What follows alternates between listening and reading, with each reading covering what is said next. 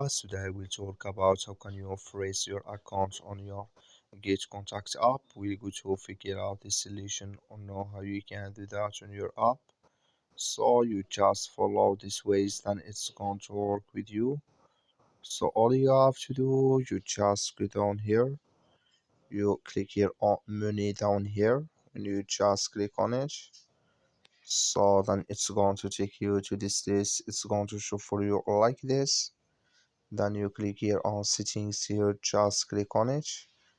So then you come to next step here, it's going to show for you like this.